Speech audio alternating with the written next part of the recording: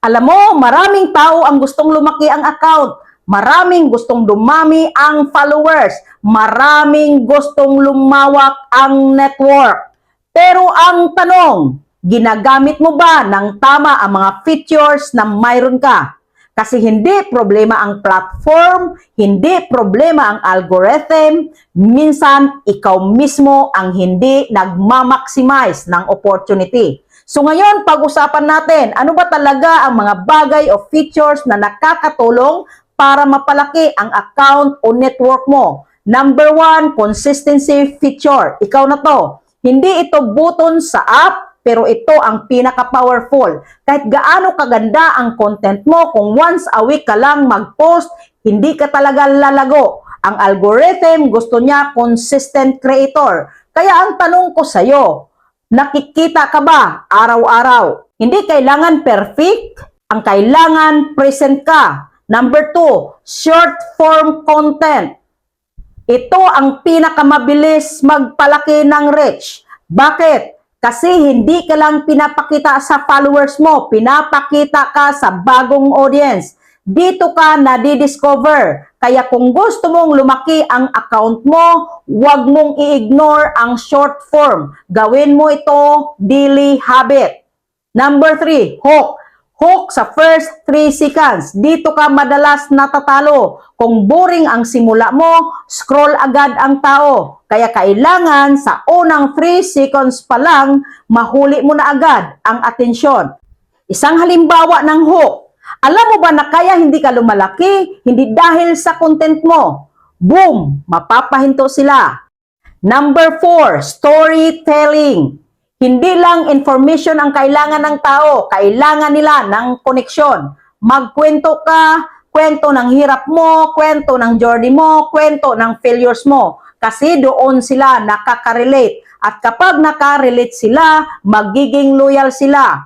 Number 5, engagement features. Like, comment, share, save. Hindi lang ito numbers. Ito ang way ng platform para malaman na valuable ang content mo. Kaya dapat inanyayahan mo silang mag-engage, magtanong, magpa-react ka, magbigay ka ng dahilan para mag-comment sila.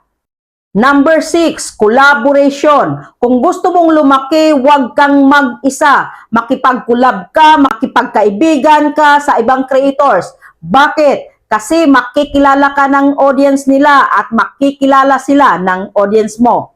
Win-win lang.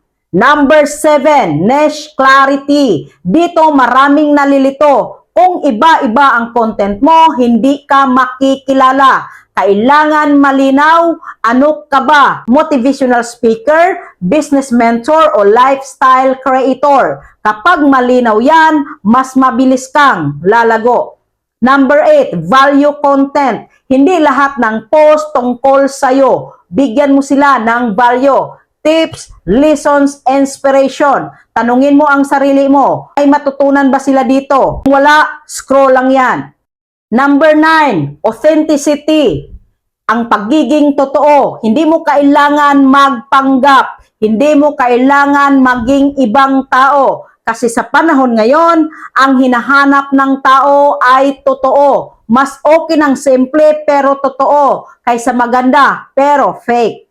Number 10, patience plus faith. Hindi overnight ang growth. Walang bigla ang sikat na walang proseso. Kung ngayon maliit pa ang account mo, okay lang yan. Ang mahalaga, hindi ka tumitigil. Kaya kung gusto mong lumaki ang account mo, hindi mo kailangan ng magic. Ang kailangan mo, tamang paggamit ng features plus tamang mindset.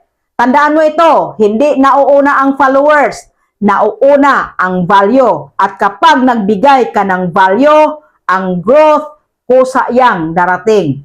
Ang mga tao kusang magpa-follow sa'yo. May natutunan ka ba? Paki-comment mo, and like, follow, and share na rin for more tips. And see you in the comment section.